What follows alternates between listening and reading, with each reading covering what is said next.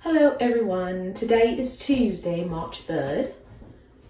Let me do this. Okay, so today I'm going to be answering some questions that y'all had. I am trying to start a new face routine. So I ordered this starter ritual from Tatcha, which is a Japanese brand. They do face care.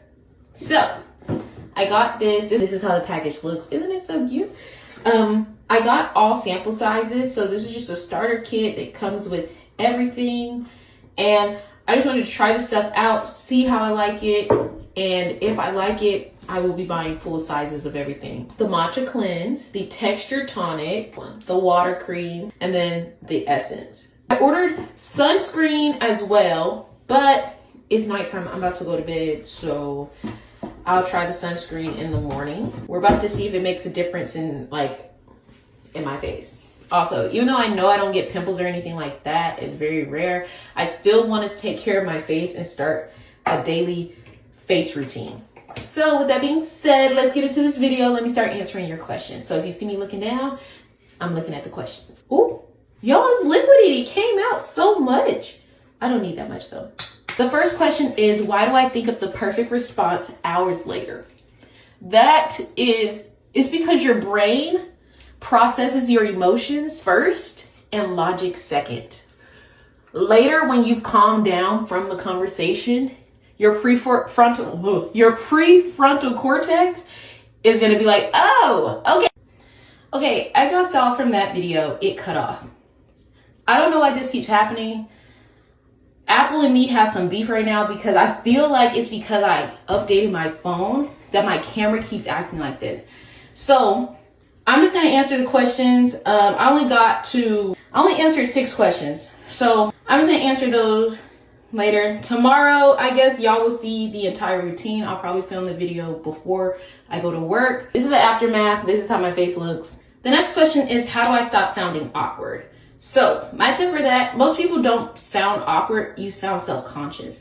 And the way to fix that is, instead of asking yourself, am I sounding awkward? Ask yourself, am I being clear?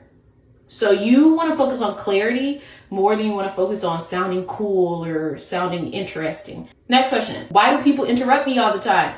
You're probably getting interrupted because you pause in the middle of your sentences. You end a sentence off with at a high where it sounds like it's a question, or the way that you say a sentence, you pause to where it sounds like you're done talking, and that gives people a place to come in. So lower your tone at the end of a statement. Don't rush what you're saying. And if you do get cut off, just say, hey, I'm not done talking. I'm not finished yet. Make sure you're not saying that in a rude way, because how you say it does matter. The next question, which is one of my favorite questions, is how do I say no without feeling guilty?